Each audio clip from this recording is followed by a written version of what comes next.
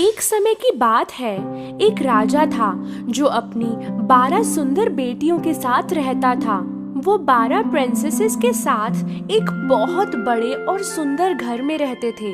राजा अपनी बेटियों का पूरे दिल से ख्याल रखता था और जब भी रात को सोने जाता था तो राजा उन्हें बाहर जाने की इजाजत नहीं देता था।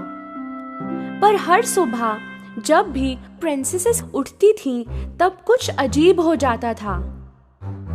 उन प्रिंसेसेस के जूतों को जैसे किसी ने सारी रात पहनकर नाच कर रखे हुए हों। उस राजा को अपनी बेटियों के लिए हर दिन नए जूते खरीदने पड़ते थे और अगले ही दिन वो सारे जूते इस्तेमाल किए होते थे। ना तो राजा और ना ही उनके महल के सिपाही इस जूतों के राज को सुलझा पा रहे थे। ये कैसे मुमकिन है? कैसे ये जूतों की जोड़ी एक ही रात में इस्तेमाल किए हुए लग रहे हैं? हुजूर, हम भी नहीं समझ पा रहे। आखिर में राजा ने कहा, जो भी कोई मेरी बेटियों के जूतों का राज सुलझाएगा, उसकी शादी मैं अपनी किसी भी एक बेटी के साथ कराऊंगा, उसे अपना दामाद बनाऊंगा और मेरे मरने के बाद उसी को राजा बना दिया जाएगा। पर उस इंसान के पास सिर्फ 3 दिन और 3 रातें होगी, वरना उसे अपनी बाकी की जिंदगी जेल में बितानी पड़ेगी। उस राज्य के खूब सारे नौजवान और दूसरे देशों के राजकुमार भी महल में इस काम के लिए आए। कई दिनों तक वो उन 12 प्रिंसेस के कमरे के दरवाजे के बाहर पहरा लगाए बैठे रहते थे, पर कोई भी इस राज को सुलझा नहीं पाया और जूते इसी तरह हर रात को पहने हुए होते थे।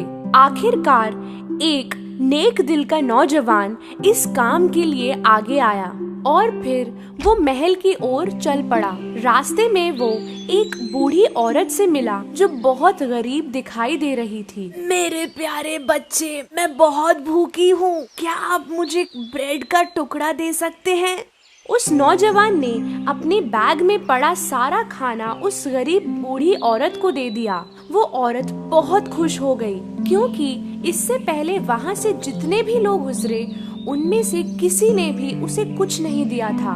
वो औरत जानती थी कि ये नौजवान बाकी लोगों से अलग है, इसलिए उसने खाने के बदले उस नौजवान को एक जादुई केप दिया। ये जादुई केप लो, जब तुम इसे पहनोगे तो तुम अदृश्य हो जाओगे। जब रात को 12 बजेंगे तब तुम इस केप को पहनकर गायब हो जाना। इस तरह तुम उन जूतों के राज को सुलझाने में कामयाब हो जाओगे। लेकिन ध्यान रहे, वो प्रिंसेसेस तुम्हें कुछ भी पीने को दे तो उसे नहीं पीना। वो नौजवान उस केप को लेकर महल की ओर चल पड़ा और जब वो महल में पहुंचा, उसने कहा कि वो जूतों के राज को सुलझाने आया है। पहले दिन जब वो उन प्रिंसेसेस के दरवाजे के बाहर पहरा दे रहा था, तभी सबसे बड़ी प्रिंसेस नींबू शरबत लेकर बाहर आई। आप प्यासे होंगे ना? हमने ये नींबू शरबत खास आपके लिए बनाया है, इसे स्वीकार कीजिए। वो नौजवान उस बूढ़ी औरत की चेतावनी को भूल गया और उसने वो शरबत पी लिया। शरबत को पीते ही वो गहरी नींद में चला गया। पूरी रात वो खर्राटे मारते हुए एक कमरे में सो गया जो उन प्रिंसेसेस ने उसके लिए बना रखा था।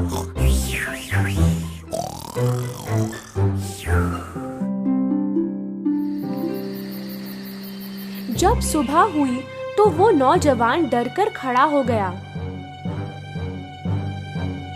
मुझे तो जादुई केप पहनकर प्रिंसेस के कमरे में जाना था। दूसरी रात वो फिर से प्रिंसेसेस के कमरे के बाहर पहरा दे रहा था। इस बार दूसरी प्रिंसेस शरबत लेकर बाहर आई। उस नौजवान को पहरा देते देते काफी प्यास लग रही थी और वो रात का इंतजार कर रहा था। बिना सोचे उसने वो शरबत पी लिया और वो फिर से गहरी नींद में चला गया। अगली सुबह जब वो जागा तो उसे उस बूढ़ी औरत की बात याद आ गई। ध्यान रहे, वो प्रिंसेसेस तुम्हें कुछ भी पीने को दे तो उसे नहीं पीना। जरूर उस शरबत में प्रिंसेसेस ने नींद की दवाई मिलाई होगी। उसी वक्त राजा वहाँ पर पहुँचा। 2 दिन बीत गए और तुमने अभी तक उन जूतों के राज को नहीं सुलझाया। अगर आज रात तुम इसे नहीं सुलझा पाए तो अपनी बाकी की जिंदगी जेल में बिताना। राजा ये बात कहकर वहाँ से चला गया। उस नौजवान को आज किसी भी कीमत पर उस राज को सुलझाना था। उसी रात आखिरी बार वो फिर से प्रिंसेस के कमरे के बाहर पहरा देने लगा। इस बार सबसे छोटी प्रिंसेस संतरे का शरबत लेकर बाहर आई, पर इस बार वो नौजवान चौकन्ना था। जब प्रिंसेस वहाँ से चली गई, उसने उस शरबत को गमले में फेंक दिया। आधी रात हो गई थी। उस नौजवान ने जादुई केप पहना और गायब हो गया। धीरे से उसने प्रिंसेसेस के कमरे का दरवाजा खोला और उसने जो देखा वो देखकर हैरान हो गया। सारी प्रिंसेसेस ने अपने सबसे खूबसूरत बॉल गाउन्स पहनकर नए शूज पहने हुए थे। चलो देखते हैं कि वो नौजवान सो गया कि नहीं। एक प्रिंसेस ने दरवाजा खोलकर बाहर झांका और दूसरी ने दीवार पर अपने कान लगाए। तभी उस नौजवान को ख्याल आया कि उसे खर्राटों की आवाज करनी होगी।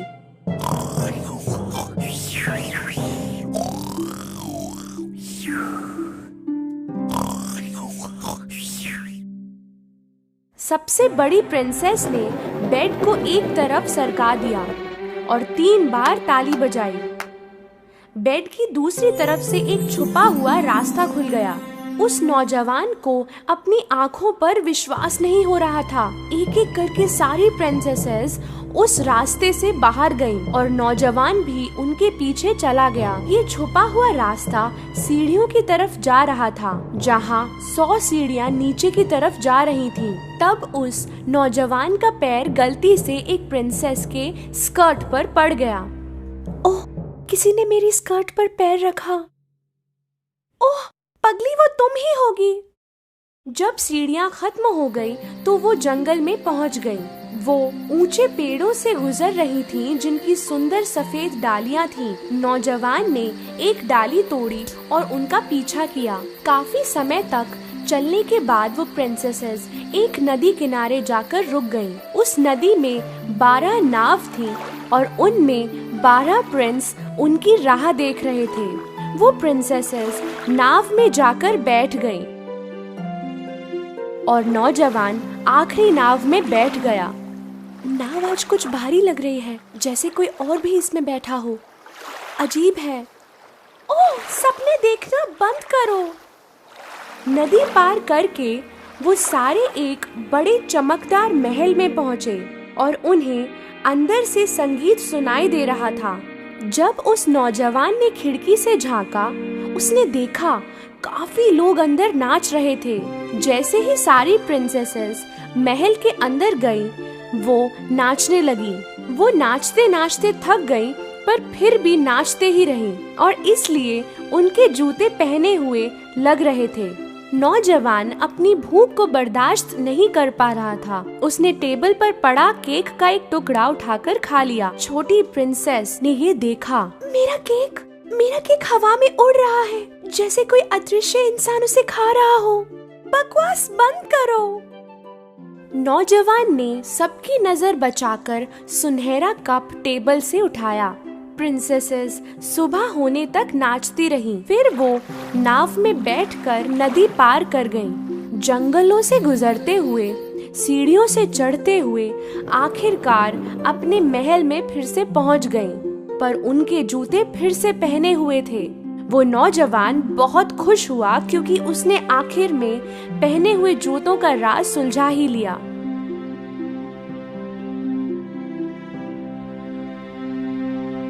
कुछ देर बाद राजा उस नौजवान के पास गया। तुम्हारा वक्त आज खत्म हो गया। क्या तुम इस राज को जान पाए? जी हाँ हुजूर, मुझे पता चल गया। और फिर उसने राजा को सारी हकीकत बताई। राजा ने पहले उसकी बातों पर विश्वास नहीं किया, पर जब नौजवान ने राजा को सफेद डाली और सुनहरा कप दिखाया तो राजा को यकीन हो गया। और फिर राजा ने अपना वचन निभाते हुए उस नौजवान को अपने पसंद की प्रिंसेस चुनकर उससे शादी करने की इजाजत दे दी। नौजवान ने कहा कि उसे सबसे छोटी प्रिंसेस से शादी करनी है। वो 12 प्रिंसेसेस खुश नहीं थी क्योंकि उनका राज अब सबको पता चल गया था।